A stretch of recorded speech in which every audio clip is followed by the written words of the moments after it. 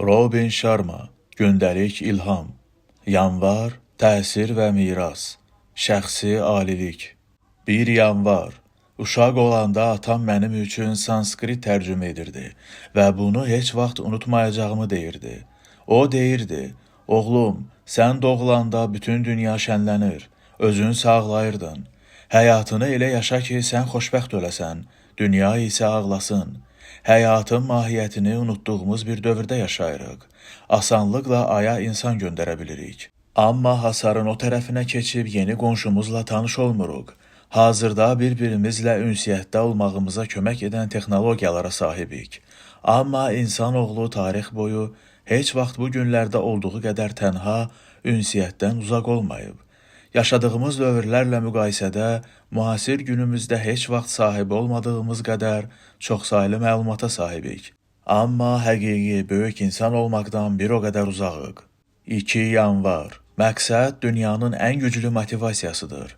Böyük həvəs və ehtirasın sirri qarşıya qoyulan məqsəddir. 3 yanvar. Uğur təqib olunmur. Uğur öz-özünə yaranır. O, istək və iddiaların məhsulu kimi meydana gəlir. Əks təqdirdə bu layiqli səbəb istiqamətində cəmlənmiş səylərin istənməyən yan məhsulu kimi axıb gedər. 4 yanvar.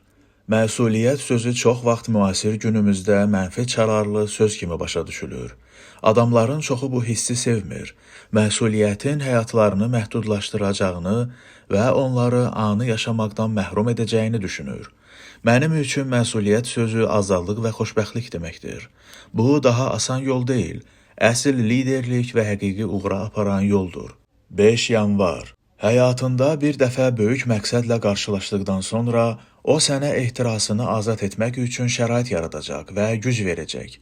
Həvəs və ehtirasın daha güclü mərhələlərə başlanğıc verməsinin sirri sənin daha böyük məqsədini kəşf etməyə vəsilə olmasıdır. Bundan sonra sən özündən böyük bir məqsəd uğrunda yaşayacaqsan. 6 yanvar. Həyatlarını nəyə həsr edəcəklərini kəşf edən insanlara bax. Benjamin Franklin, Mahatma Gandhi, Martin Luther King, Teresa Anna, Albert Einstein və Nelson Mandela. Onlar həyatlarını təcəssüm etdirən ideyalar uğrunda mübarizə aparıblar. Bu ehtiras onları yaşadıb. Atacaqları addımlar üçün onlara güc, əzm verib. Sən bircə dəfə təqiblərin arasında adi intellektual yox, emosional öhdəlik tapmağa nail olsan, təsir qabaracaq və enerji partlaması yaşayacaqsan. 7 yanvar. Məqsədi beyninlə deyil, qəlbinlə dərk etməyə çalış. Bundan sonra isə kəmərlərini bərkit. Çünki həyatın yüksəklərdə uçmaqdan ibarət olacaq. Ağıl sərhədlər qoya bilər, duyğular isə ruhu azad edir. 8 yanvar. Öz məqsədini, mübarizəni olduğun yerdəcə tapa bilərsən. Heç kim ali məqsədini aydınlaşdırmaq üçün ürəyinin səsini dinləyib işini tərk etməli deyil. Bunun üçün sadəcə olaraq ətrafda baş verənlərə fərqli rakursdan baxmaq lazımdır.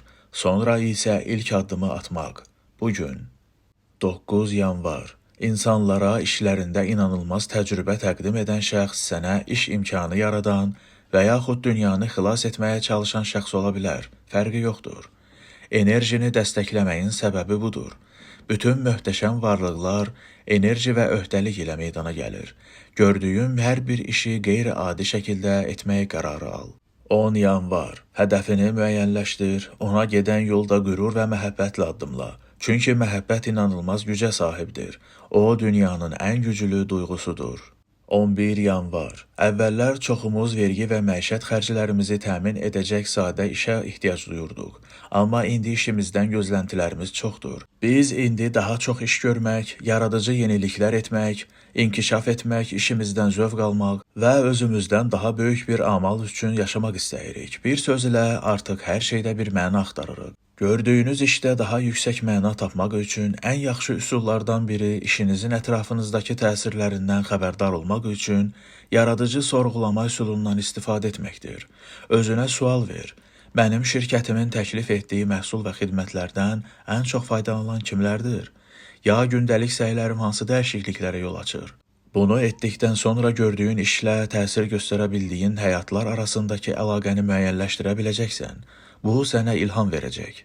12 yanvar. Bir gün atam soyuducunun qapısına Rabindranath Tagore'un bir şeirini yapışdırdı. Şeir belə idi: Yaz keçdi, yay bitdi və qış gəldi. Oxumaq istədiyim mahnı hələ də yarımçıq qalıb. Mən günlərimi, alətimin simlərini sazlayıb, nasazlamaqla keçirdim. Bu sözlər həyatının yarısından çoxunu yaşamış birinin peşmanlığından bəhs edirdi. Məqsədin 3 addımlığında bugün başlamaq lazımdır. 10 il sonra daha çox boş vaxtın olanda yox.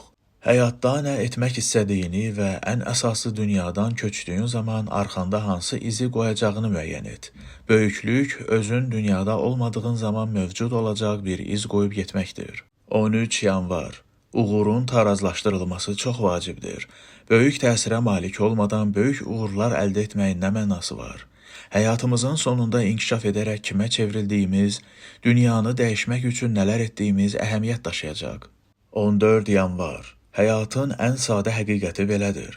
Egoistlikdən xilas olub gördüyün işi məcburiyyətdən deyil, ürəkdən etdiyin zaman uğur sənin olacaq. 15 yanvar. Tanınmış ixtiraçı Thomas Edison'un bu sitatı çox məşhurdur. Dahiliyin %1-i ilham, %99-u tərdir, zəhmətdir. Həyatda real uğur qazanmaq üçün çox çalışmalı olduğumuza inanmaqla yanaşı, ilham mənbəyinin köməyi ilə dünyada fərqlilik yaratmaq üçün öhdəlik götürməli olduğumuza da inanıram. 16 yanvar. Gözəl həyatın əsas dərslərindən biri uğur qazanmış insanların həyatından dərs çıxarmaqdır. Əhəmiyyətli qələbə əldə etmək üçün özünə belə bir sadə sual verməlisən. Dünyaya faydam toxunması üçün nə edə bilərəm? Bütün böyük liderlər, mütəfəkkirlər və yardımsevərlər bəşəriyyət uğrunda öz həyatlarını fəda edib və bununla da ali xoşbəxtliyə nail olublar. Xoşbəxtlik özümüzün yaratdığımız mənəvi durumdur və ona yalnız öz fərdi maraqlarımızdan imtina etdiyimiz zaman nail ola bilərik. 17 yanvar. Hər birimiz özümüzə valideyn olaraq deyil, insan olaraq bu sualı verməliyik. Öləndən sonra həyatım necə olacaq? Özümüzdən sonra qoyacağımız izlər haqda və gələcək nəslin bizi necə yada salacağı haqda düşünməliyik. Hər birimizin Mahatma Gandhi və ya Teresa Anna olmalı olduğumuzu demirəm. Bu, onlar üçün tərtib edilmiş xüsusi yollar idi və öz yollarını seçərək tarix yazdılar. Mən hamımızın həyatımızı egomuzdan, fərdi maraqlarımızdan keçməyə hazır bir şəkildə yaşamalı olduğumuzu deyirəm. 18 yanvar.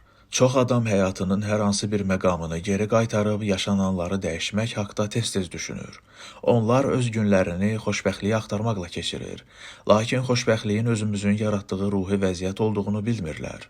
Xoşbəxtlik və məmnunluq dolu həyat, sahib olduğun bütün insani istedadlarını digər insanların həyatına müsbət təsir edəcək işlərə həsr etdiyin zaman əldə olunur. Bütün xaos həyatından uzaqlaşdıqda əsl məna aydın olacaq. Özündən yüksəkdə duran bir şey üçün yaşamaq. Sadə dillə izah edirəm. Həyatın məqsədi məqsədli bir həyatdır. 19 yanvar. Ən böyük əzab daxilindəki potensialdan istifadə edərək böyük uğura imza ata biləcəyin halda bu siqnalı qəbul etməkdən imtina etdiyini anlamaqdır. 20 yanvar. Hər birimizin daxilində uyğun zamanı və şəraiti gözləyən böyük imkanlar var. Hamımızın daxilində şəxsi manifestimizi yaratmağa imkan verəcək, dahiliyin özümüzə məxsus bir növü gizlənir. Hamımız bu həyatda hansısa unikal bir məqsəd üçün yaşayırıq. Elə bir məqsəd ki, öz insani potensialımızdan istifadə edərək, həm də ətrafımızdakı insanların həyatına bir təsir göstərməyimizə yardımcı olacaq. Daxilindəki səsə qulaq vermək, sahib olduğun işdən istefa verib yenilik axtarmaq demək deyil. Əksinə, öz işinə daha çox can yandırmaq, gördüyün işləri daha peşəkarcasına icra etmək, bütün bacarığınla çalışmaqdır. Elə bugün görəcəyin hər bir işi daha mükəmməl, yaşayacağın həyatı daha gözəl yaşamaq qərarı al. 21 yanvar. Kənardan görünən uğur daxilinlə həmahəng deyilsə, deməli doğru yolda deyilsən. Xoşbəxt olmaqla yaxşı hiss etmək arasında böyük fərq var. Daxili aləmi zəngin olan şəxs dünyadakı hər kəsdən varlıdır. 22 yanvar. Dünyanın ən xoşbəxt, dinamik adamları səndən və ya məndən heç nə ilə fərqlənmirlər. Hamımız ət və sümükdən ibarətik. Hamımız eyni unikal mənbədən gəlirik. Sadəcə mövcud olmaqdan daha artıq nə edənlər, öz imkanlarının alovu ilə oynayanlar, həyatın sehri ilə rəqs edənlər hər zaman adi həyat yaşayanlardan fərqli işlər görəcəklər. Çünki onlar başqalarının çətinlik kimi qəbul etdiyi şeyləri fürsət kimi dəyərləndirirlər. 23 yanvar. Özü haqqında yüksək fikirdə olan insanlar yüksək nəticələr əldə edirlər. Özünə güvən, özünə hörmət çox vacibdir. 24 yanvar. Həyatın xəzinədir və sən təsəvvür etdiyindən daha artığına qadirsən. Bugün yaşadığın həyat sabah yaşayacağınla eyni olmamalıdır. Seçim et, sıçrayış et. Olduğun yerdən daha yuxarı tullanaraq növbəti səviyyəyə yüksəl. 25 yanvar. Ağıl yaxşı qulluqçudur, amma dəhşətli ustadır. Pis düşünən adama çevrilmisinizsə, deməli vaxtında öz ağlınızın qeydinə qalmamış, müsbətə fokuslanmaq üçün çalışmamısınız. Yadınızda saxlayın, bütün gün ərzində nə düşünürüksə, zaman keçdikcə ona çevrilirik. 26 yanvar. Həyatda uğur əldə edən insanlar böyük arzular qurub onları həyata keçirmək üçün böyük cəsarət göstəriblər. Onlar öz qorxuları ilə üzləşir, təhlükəli oyunlar oynayır və hər gününü böyük cəsarətlə yaşayırlar. Fərqi yoxdur, onlar bunu etməkdən qorxurlar ya yox. Əsas odur, qorxuları ilə üzləşir və onlara sinə gərirlər. Bütün həyatın boyu qoyun olmaqdansa, bir gün şir kimi yaşamaq daha yaxşıdır. 27 yanvar. Qorxunun ən böyük düşməni bilikdir. 28 yanvar. Uğur təqdim olunan fürsətlə hazırlığın gözəl ittifaqından başqa bir şey deyil. 29 yanvar. Çoxları həyatının ən yaxşı illərini tanıdığı müəyyən ərazilərdə keçirirlər. Çünki tanımadıqları yeni əraziyə getmək, kütləni tərk etmək üçün cəsarətləri çatmır. Onlar hamıya uyğunlaşmaq istəyir. Cəmiyyət tərəfindən qəbul olunan normalara qarşı çıxmaqdan qorxurlar. Hamı kimi geyinir, hamı kimi düşünür, hamı kimi davranır və bir gün belə etməsələr özlərini yaxşı hiss etməzlər. Öz ürəklərinin səsini dinləmək, yeni şeylər kəşf etmək, öz təhlükəsiz dairələrindən kənara çıxmaq istəmirlər. Hamı nə edirsə onu edirlər. Beləliklə qəlblərində işıq qığılcımları sönür, ürəkləri qaranlığa bürünür. Uğur isə özünüzə qarşı səmimi olmaqla və həyatınızı öz şərtlərinizlə yaşadığınız zaman əldə olunur. 30 yanvar. Özün üçün müəyyən etdiyin təhlükəsiz dairədə ilişib qalmaq, seçim etməkdən çəkinib qorxularına həbs olunmaqla eynidir. Sahili tərk etmədən yeni okeanlar kəşf etmək mümkün deyil.